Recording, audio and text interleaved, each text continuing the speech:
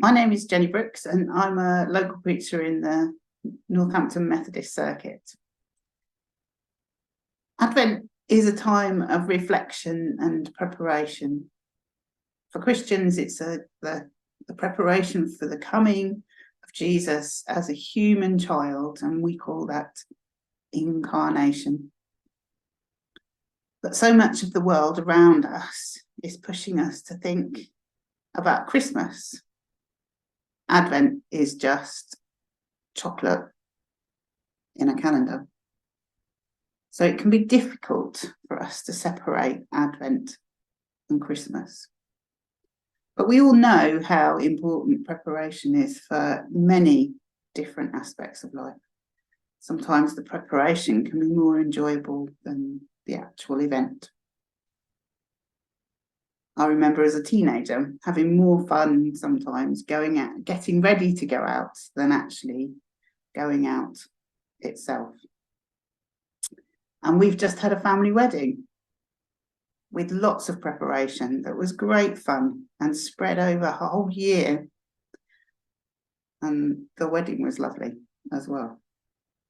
Athletes prepare by training for long periods of time for races that sometimes are over in seconds. But the preparation is so important to them.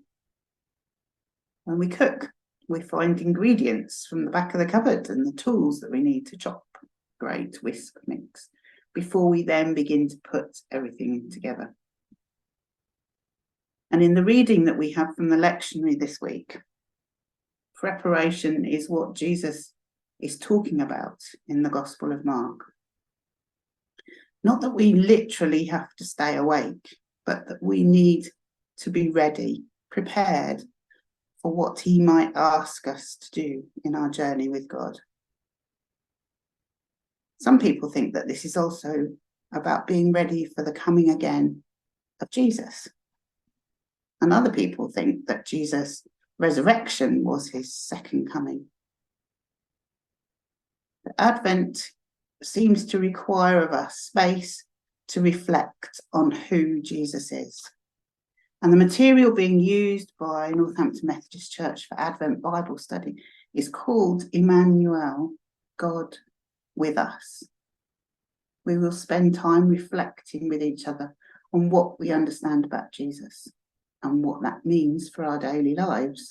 This first week of Advent, the theme is titled Chosen and Anointed.